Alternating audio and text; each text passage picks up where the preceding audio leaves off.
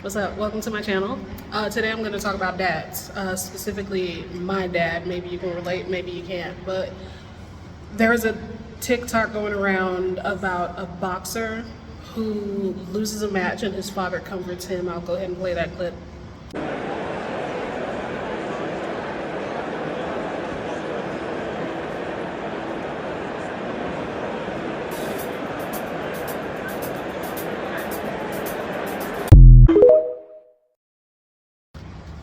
But I wanted to talk about dads because it's just been cropping up for me right now.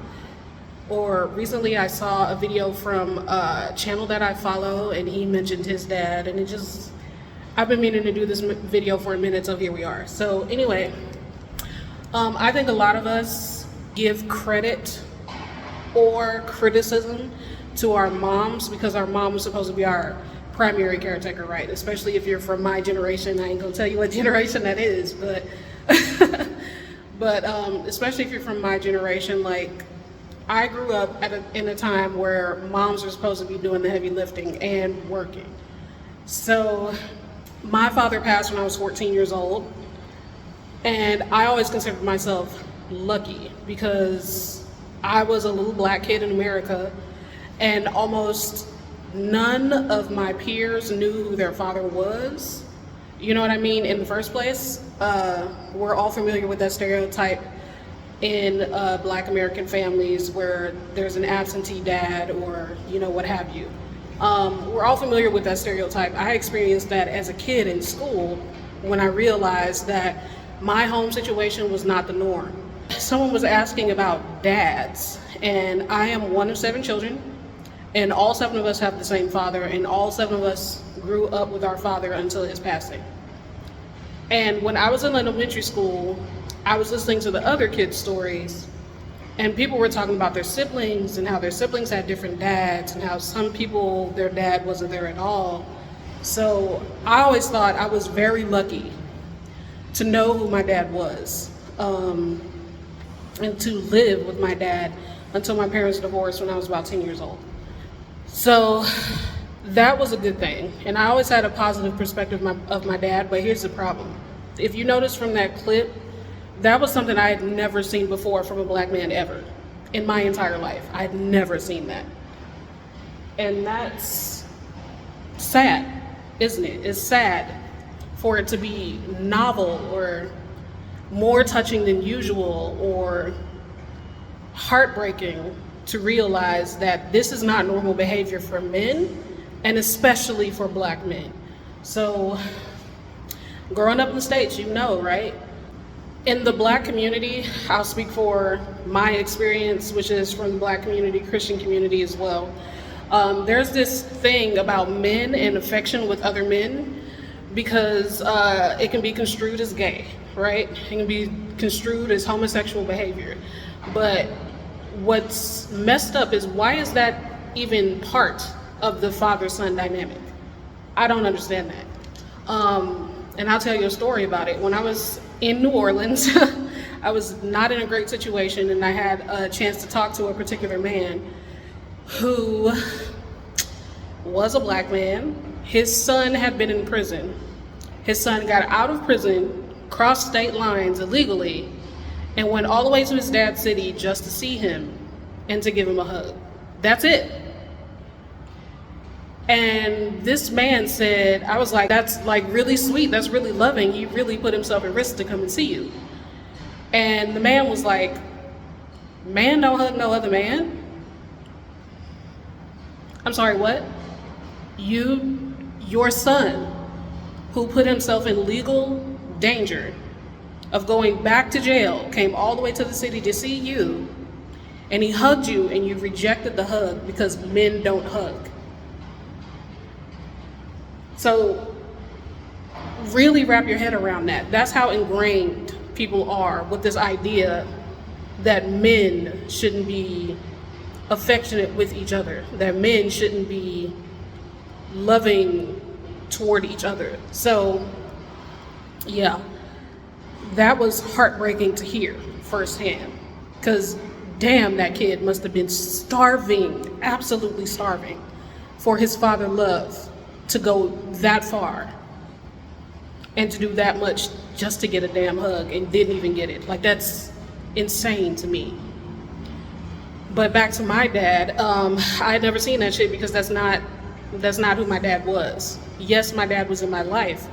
Yes, I grew up with him. Yes, I knew him until he passed. My dad was a scary MFer. Like, my dad grew up in this generation where fear was respect, where you didn't want people to like you, you didn't want people to care about you, you wanted people to fear you so they respected you. And my dad treated us like that. My dad had gone to the military, not to say that this is what happens to everybody in the military, but honestly, let's be real with ourselves. There is an effect. But my dad was in the military, and that played a part in it. My dad was not religious, but he did believe in God. And my dad did come up in a time where men were the leader, head of household type shit. But also my dad grew up in the hood, and my dad was one of 8 siblings himself. And my dad grew up with a scary ass dad, scarier than my own dad. He passed before I ever met him, before I was even born. But and he died very young. But from the stories that my dad said, his dad was feared by everybody. Feared by everybody. And he ultimately died by the sword. And that's damn near literal. My dad grew up watching that. And my dad, even though I feel like he was easier on us than his dad was on him, he was still military punishments, fear is respect, fist fighting my brothers, like cold emotionally, cold. Now my dad he was a funny guy. He had a very strong sense of humor. You know what I mean? But that switch could be flipped in a second. He was a terrifying damn dude. He died when I was 14. And ever since, with all of the processing that I've been doing with my life and all of the ways I've been thinking about where I'm not where I want to be and all of the effects where I feel like I hold myself back and all of that stuff, I've always blamed all of that stuff on my mom. Because my mom, I had her for longer. You know what I mean? I came into adulthood and came into emotional maturity while my mother was still living. So I could understand our relationship a lot better than I could with my dad. My dad died when I was so young, and to be honest, I was emotionally delayed. I did not grow any type of emotional maturity until I was like in my 20s, right? So like empathy and all of that other stuff didn't come until later. So I was basically mentally and emotionally still a child when my father passed. And I idealized him. My dad was not the type of person you idealize. So I have come into the realization much later in my life, more recently, that even though he wasn't in my life for as long as my mom was, I definitely need to give attention and reflection to that relationship. So I'm a girl. You know what I mean? And I'm not a daddy's girl. My daddy did not do that. My dad was the type of person who, like, order, control, like the military. You couldn't get close to him. You couldn't get to know him. He did tell us stories about when he was growing up and stuff like that.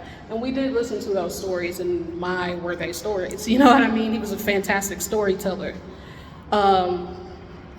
But to connect to him, that was not an option. It was not possible. You can call that whatever. You can call it a product of the military, a product of his generation, whatever. But I, as an adult, have been asking myself, my dad was in my life, but did that benefit me?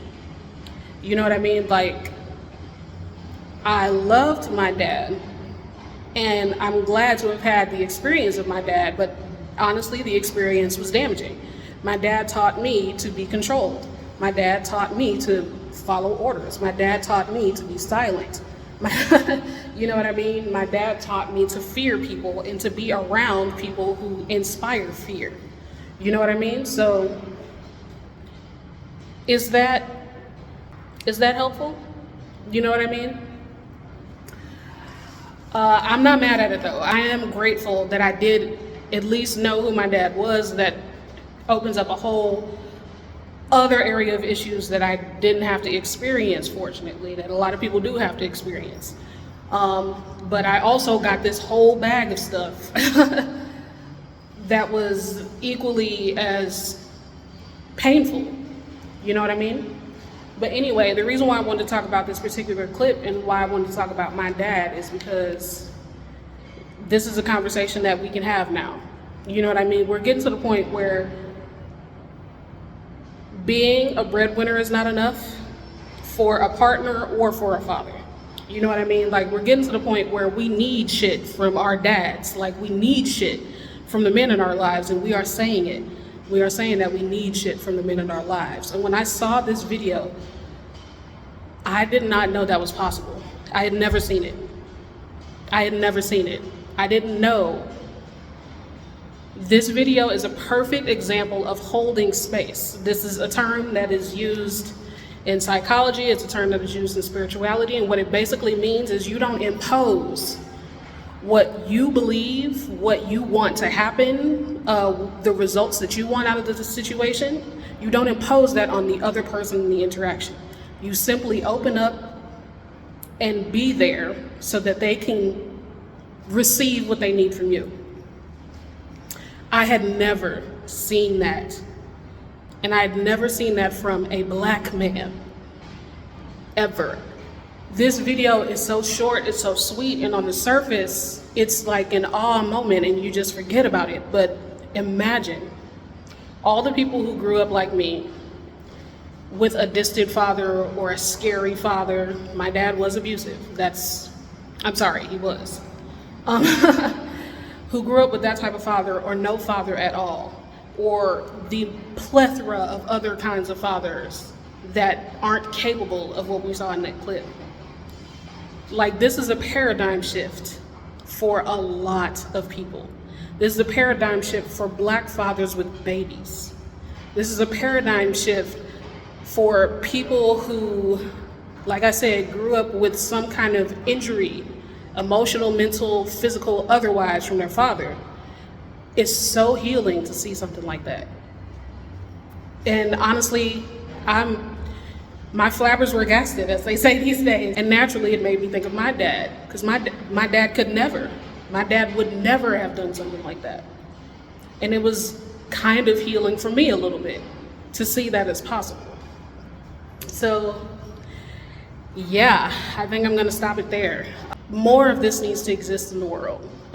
There was a comment that I saw on TikTok about a man saying that this is what men need. This is what men needed from their fathers when they were growing up. And man, do I hear you on that. The comment that I put on his post was, men, we need to normalize platonic, loving affection between men and not label it gay. Like, it doesn't need to be tied up in sexuality at all. We need to separate that. And I think the audience that needs to hear that the most is Christian men. I'm just saying, it is not gay to hug your son. It is not gay to hug your brother. It is not gay to hug your father. There is no sexuality when it comes to loving a male member of your, whatever, tribe, group, family, whatever. We need to separate those. But I said in that comment, we need to normalize affection between men, pure loving affection between men. And we also need to normalize men being vulnerable. This is a conversation that's very old that everybody knows that we need to be having right now. It needs to be okay so that men learn to be emotionally safe. Men need to learn to be emotionally safe with each other first before they can take that into any of the relationships that they're in. When I saw that clip, it made me cry. It made me cry because I had to feel how that was not my experience.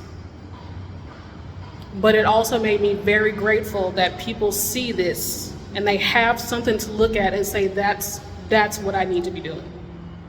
So anyway, that's that.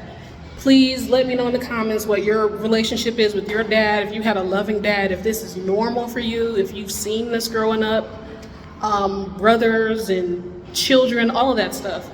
Let me know what your relationship was or wasn't with your dad, and what you wish you had, and what you're glad you have, etc. Like, comment, subscribe. I can't wait to hear from you. If you want to support me, you can. That's in the description below. Bye.